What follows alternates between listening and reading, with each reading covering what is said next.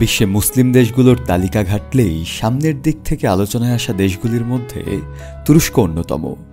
তুরস্ক মূলত ইউরোপীয় মুসলিম প্রধান দেশ, যা ইসলামী সভ্যতা ও সংস্কৃতির এক অনন্য নিদর্শন বহন করছে বহুকাল ধরে।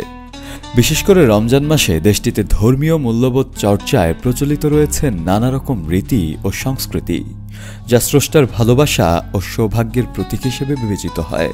তুরস্কের সংস্কৃতি অনুযায়ী সেহরির সময় অন্য মুসলমানদের জাগিয়ে দেয়া একটি পবিত্র কাজ, যা সৌভাগ্য ও সোয়াব বয়ে আনে।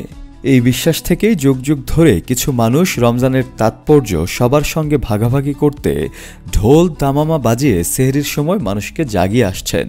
তারা শুধু ধর্মীয় সঙ্গীত গেয়ে বা উচ্চস্বরে ডেকে নয়, বরং পুরো ইস্তাম্বুল শহরকে সেহরির জন্য জাগিয়ে তোলেন।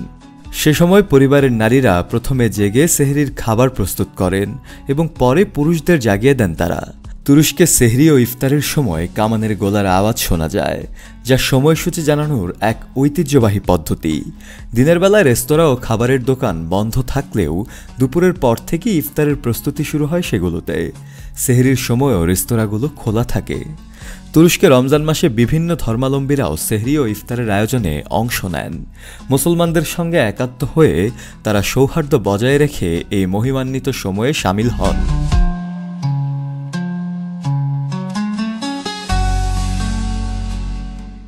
রমজান মাস এলেই তুরস্কে তৈরি হয় ভিন্ন এক আবহ। মসজিদের পাশে বসে বইমেলা, পাশাপাশি আয়োজিত হয় কোরআন প্রতিযোগিতা, যা দেশটির অন্যতম গুরুত্বপূর্ণ ঐতিহ্যের অংশ। তুরস্কের ঐতিহ্যবাহী ইফতার শুরু হয় জলপাই দিয়ে। খেজুরের পরিবর্তে জলপাই খেয়ে রোজা ভাঙার প্রচলন রয়েছে দেশটিতে। অন্যান্য অনেক মুসলিম দেশের মতো তুরস্কে রমজানে সরকারি অফিস আদালতের কর্মঘণ্টা কমানো হয় না, বরং কর্মীরা সময় মতো কাজ শেষ করে ইফতারের আগে বাড়ি ফেরার চেষ্টা করেন। তুরস্কে রমজানের এই অনন্য সংস্কৃতি দেশটির ঐতিহ্য ও ধর্মীয় আবহকে আরও প্রাণবন্ত করে তুলেছে।